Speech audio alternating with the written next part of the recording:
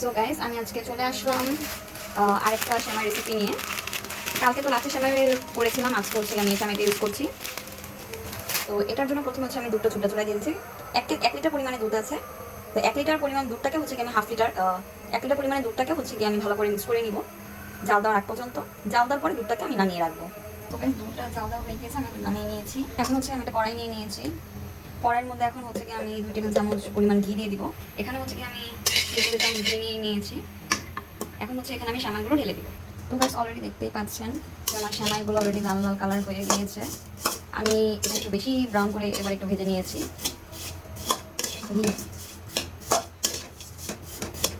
তো এর মধ্যে হচ্ছে কি আমি এখন দুধটা দিয়ে দিব। তো দেখতেই পাচ্ছেন আমার এখানে অলরেডি দুধটা দেওয়া কমপ্লিট হয়ে গিয়েছে। এখানে হচ্ছে আমি হাফ কাপ চিনি নিয়ে নিচ্ছি। হাফ কাপ না, 1/3 কাপ চিনি নিই। তো এখানে আমি 1/4 কাপ চিনি নিয়ে নিয়েছি। চিনিটা দিয়ে ভালো করে মিক্স করে নিব।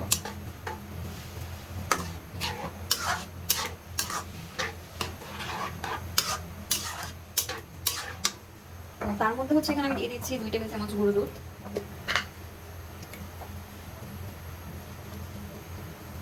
গুঁড়ো দুধটা দেওয়ার কারণে যে মামার যে টেস্টটা সেটা আসবে, তার জন্য হচ্ছে আমি দিয়ে দিয়েছি। এখানে আমি 4 টেবিল চামচ দুধ দিয়ে দিয়েছি। এখন এটাকেও ভালো করে মিক্স করে নিতে হবে।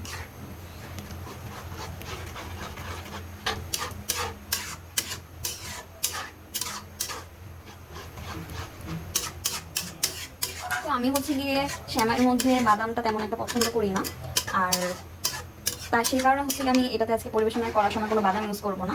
আমি এরকম ভাবে রাখবো, যারা বাদাম খেতে পছন্দ করেন তারা হচ্ছে কি বাদামটা দিয়ে পরিবেশন করে নিতে পারেন। এখন হচ্ছে আমি চুলাটা বন্ধ করে নিচ্ছি আর আমি পরিবেশন করে নিচ্ছি।